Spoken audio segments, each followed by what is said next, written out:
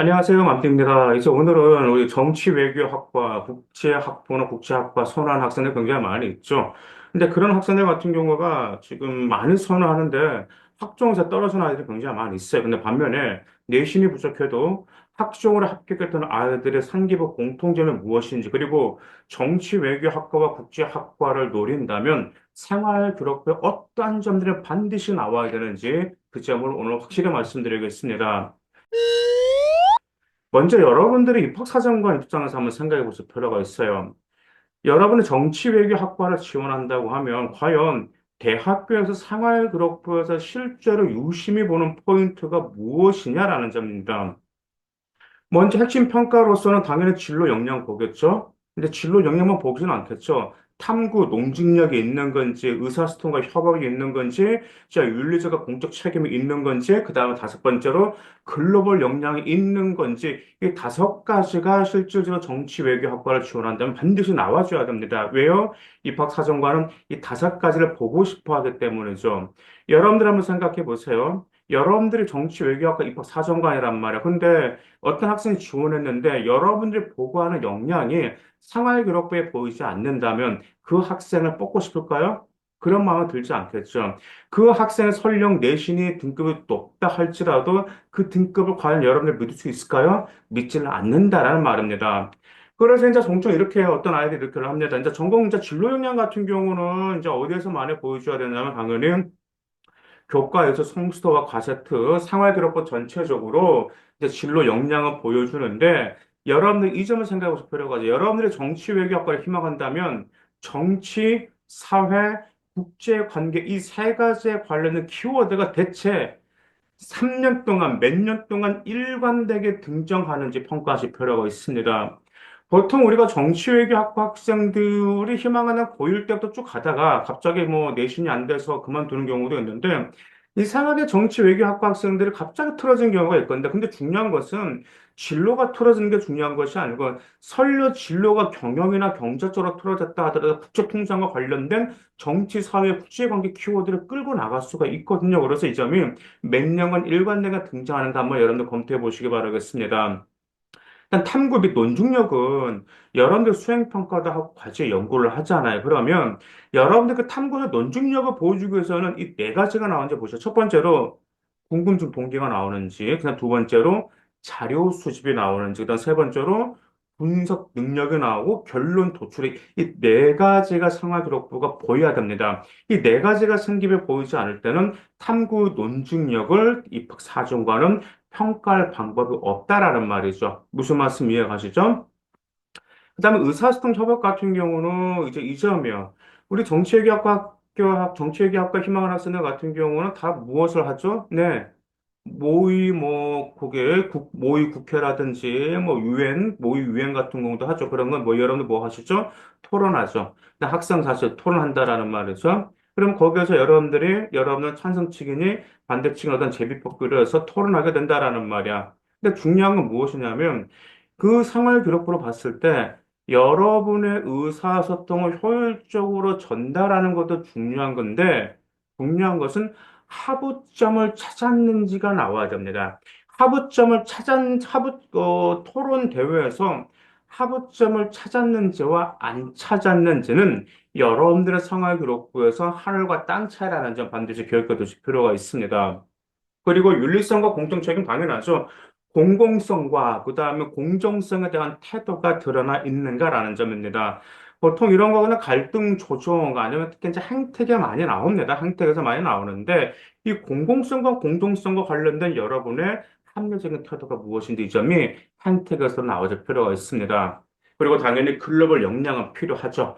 왜냐하면 정치외교학과를 지망하는 학생들의 공통점 대부분 첫 번째 외교관을 되는 거. 일단 두 번째는 이제 그점 뭐, 그 비영리단체 NGO 있죠. 그런 데서 NGO라든지 국제연합 같은 데서 그런 데서 근무를 희망하는 학생들, 이런 쪽으로 좀 희망하는 학생들이 좀 그쪽으로 나가게 되고, 반면에 이제 어떤 학생들 같은 경우는 이제 거기 보통 이제 정치 외교도 있고 외교 그 국가들끼리 외교도 있지만 문화 외교 같은 거 있지 않아요? 자, 그것에 희망하는 여학생들도 있어서 지원하는 학생도 있습니다. 근데 중요한 것은 가장 중요한 건 말 그대로 무엇이죠? 외국어 역량과 국제적인 글로벌 역량이 있는지가 보여줄 필요가 있다라는 말이죠. 이런 같은 경우는 종종 이렇게 활동하면 굉장히 좋아요. 여러분은 외국 뉴스라는 외국 신문 기사 아니면 영어 원서란 도구를 삼아서 국제 문제에 어떻게 접근했는가 이 점을 보여주게 되면 글로벌 역량 충분히 보여주고 남습니다. 그렇기 때문에 이처럼 대학교에서는 이 여섯 가지를, 아니, 이 다섯 가지를 실제로 매우 중요하게 평가를 하고 있어요. 그러면 이 다섯 가지를 평가하면 어떻게 평가하냐면 활동 자체보다 과정을 평가하는 잘 들으셔야 돼. 먼저 문제를 정의하고 해결한 논리도 기록이 나와야 된다라는 말. 그런데 우리 내신이 좋아도 정치 외교 학과에서 학종으로 떨어진 아이들은 문제를 정의하는 면에서도 미미해. 그 다음에 논리적으로 해결한 것들을 의미해 단지 뭐만 나오냐면 사회적 문제가 왜 나왔는지 그 문제점만 관련돼서만 조사하는 기록들이 나온 상계교 같은 경우는 정치외교학과에서 학종에서 매우 불리하다라는 점 기억하실 필요가 있습니다. 그러면 이처럼 이 정치 외교학과에 어필된 핵심 용이 일곱 가지가 필요한데요. 이 일곱 가지가 상하기록부에 반드시 나올 때 금방 입학 사정관이 평가하는 것을 반드시 드러낼 수가 있습니다. 그러면 이 일곱 가지가 무엇인지 차근차근 말씀드릴게요. 첫 번째로 사회와 정치학적 학업 역량이 필요합니다. 대표적으로 우리 정치외교학과 학생들 같은 경우는 이제 정치와 법이라든지 사회문화 무조건 당연히 듣게 되죠. 그러면 이제 여러 가지 들어가 볼 수가 있어요. 여러분들이 이제 요즘에 와서 지금 이제 선거철 소재 다가왔잖아요. 그러면 어떤 선거 제도를 어떤 사회 구성원 간의 권력 재분배 메커니즘으로 정해서 비례대표 재도입 효과를 GDP 진입에서 연계 분석한다라든지 이런 점들을 해서 여러분들 사회와 정치학적 학업 역량을 드러낼 수가 있습니다. 그리고 또한 사회 정치학적 학업 역량을 드러낼 수 있는 것은 학술적 독서가 될 수 있어요. 당연히 우리 정치외교학과 학생들 많이 안 빠지게 뭐죠? 국가란 무엇인가? 그 정의, 거기에 마이클 샌델교에서 정의란 무엇인가? 그쪽도 좀 많이 활용을 하고 있다라는 말이죠. 아니면은 한나 아렌트 전체주의 기원도 활용하는 학생들도 있어요. 근데 책만 읽고 나서는 안 되겠죠. 뭔가 하나의 해결책과 제안을 제시해야 된다라는 뭐 어떤 학생 같은 경우는 한나 아렌트의 전체적인 기원을 읽고 나서 현대 공론장의 붕괴를 SNS 데이트 사례를 데이트했다라는 말에 사례화시켜가지고 대안적 심층수구 모델을 제안하는 그런 경우도 종종 있어요. 이처럼 여러분들의 책을 읽었다면 그 책을 통해서 어떤 새로운 건 뭔가 제안을 그 대안을 제안하는 것 이런 점들이 나오게 되면 사회 정치학적 학업 역량도 보일 수가 있습니다. 자, 두 번째는 탐구 연구 역량입니다. 탐구 연구 역량은 딱 네 가지, 금방 제가 말씀드린 네 가지가 나와야 돼요. 문제를 정의하고 자료 수집하고 분석하고 결론하고 제언을 내는 겁니다. 예를 들어서 한번 봐보죠. 예를 들어 어떤 한 학생이 이렇게 했는데 이제 그 요즘 우리 정치외교 학생들은 많이 거기 활용하는 그 탐구 중에 하나 주제가 뭐냐면 투표 연령 인하, 하향시키는 것, 만 16세 투표권의 선거 참여도 이점과 관련돼서 찬성이나 반대냐 많이 하고 있어요. 근데 장단점은 잘 있어. 왜냐하면은 연령을 인하를 안 해도 장단점이 있고 해도 장단점이 있어. 그럼 여러분들은 뭐 장점을 부각시키는 어떤 내용을 생기변하고 단점을 그게 중요하지 않아요. 뭐가 주로 자료 수집과 분석이 중요하다라는 말이야. 그러면 여러분들이 만 16세 투표권 선거 참여 전적 만족 미친년이요? 그러면 자료를 수집해야 될 거 아니에요? 자료 어디서 수집해요? 선관위 있죠. 선거 관련 위원회라든지 OECD 데이트 크롤링 한번 해보세요. 아니면은 학교에서 설문조사 한번 해봐. 여러분들 학교에서 한 200명 정도 될 거 아니에요. 그 200명한테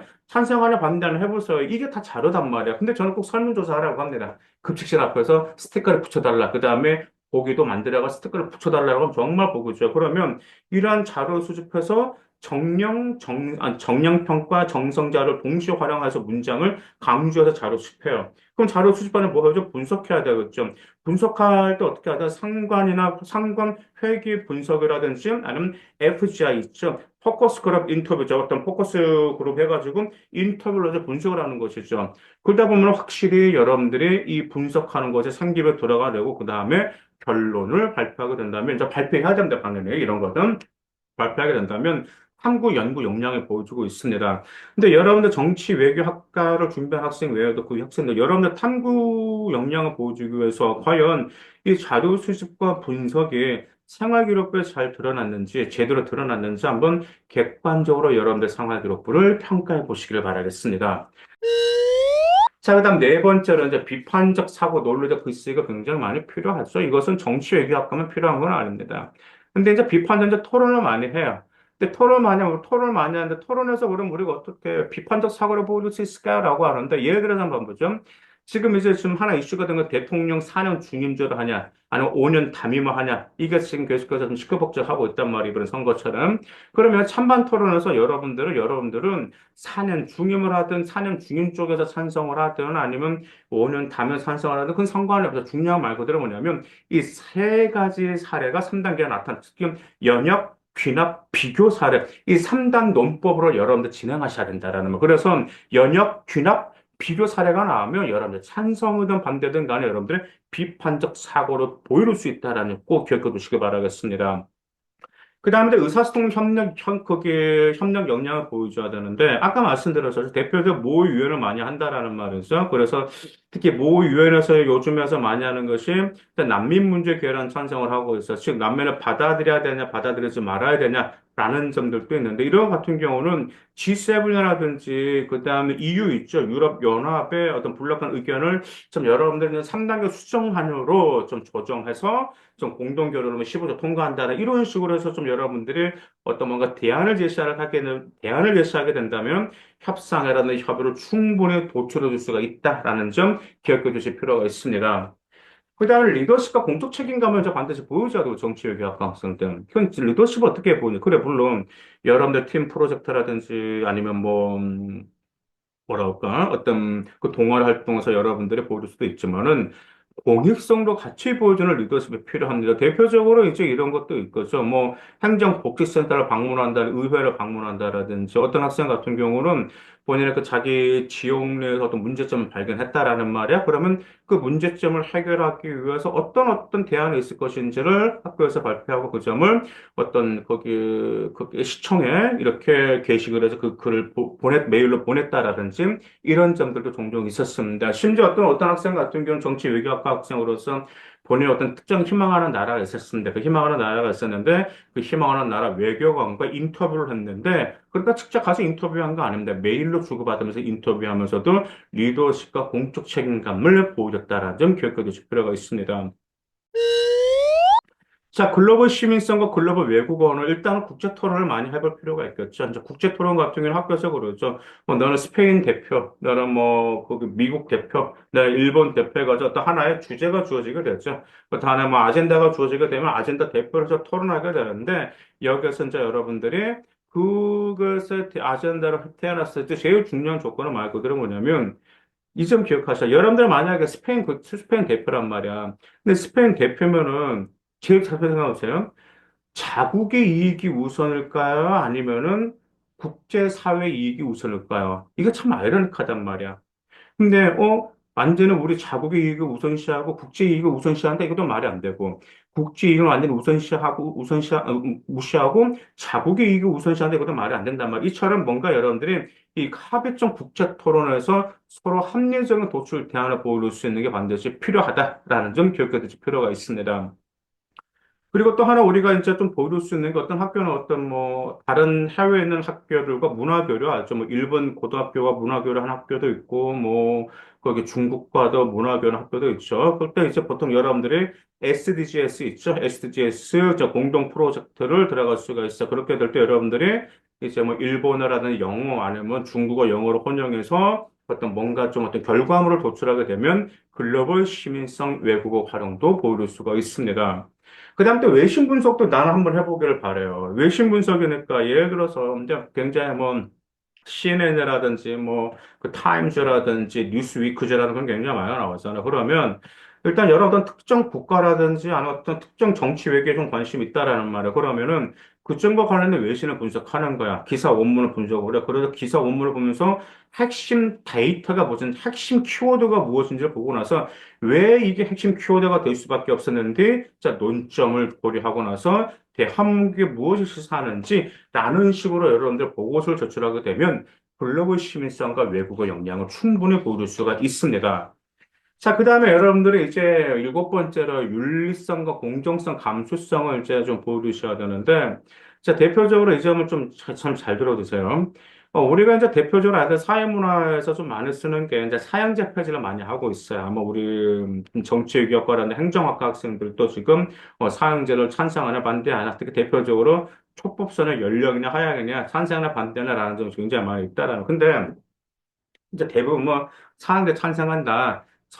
촉법소년 연령하여 찬성한다라는 게 말이 많이 있어. 근데 근거를 나름대로 됩니다. 아, 뭐 예를 들어 촉법소년은 그래서 범죄를 증가한다. 사형제를 왜 도입해야 되냐라고 하면은 뭐 국가의 세금으로 그 사람들 평생 죽을 때까지 먹여 살려야 되는 것도 말이 안 되는 거고, 그 다음에 피해자 입장에서 그들을 계속해서 감옥에 살아있다는 게 굉장히 피해를 고통스럽게 한다. 네, 맞긴 맞아요. 근데 그렇게 하면은 이 공공성에 대한 감수성이 보이지가 않아요. 근데 예를 들어서 한번 잘 한번 들어보세요.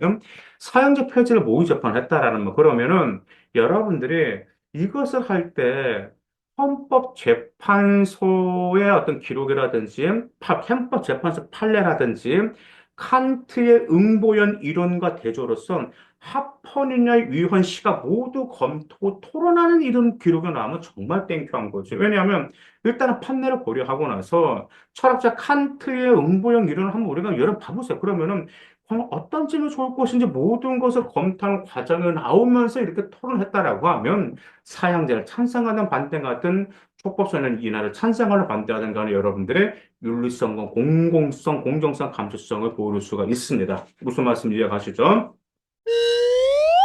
그래서 이제 오늘 이제 정치외교학과 학생들의 합격하기 위해서 생활 기록부를 이제 분명히 제가 좀 이렇게 반드시 나와야 될 핵심 키워드와 그다음 역량이 무엇인지를 말씀을 드렸습니다.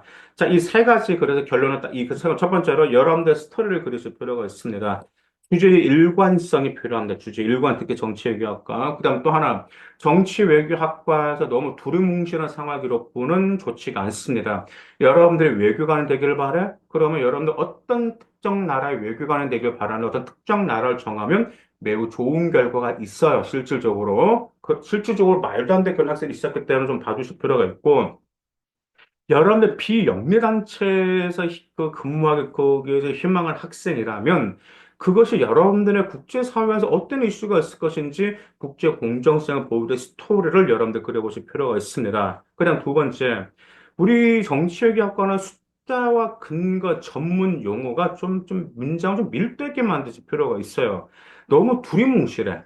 정치외교학과 희망해요. 사회학과 희망해요. 국제학과 희망해요. 근데 그냥 뭐랄까 그냥 뭐 스토리가 없이 그냥 딱딱 그냥 교과서 뭐 이렇게 나오는 게 종종 있어요. 근데 여러분들이 디테일을 살려야 된다. 이것은 특히 정치외교. 왜냐하면 더구나가 정치외교학과를 지원한 학생들의 생활 기록부를 분석하다 보면 활동들이 다 비슷비슷해요.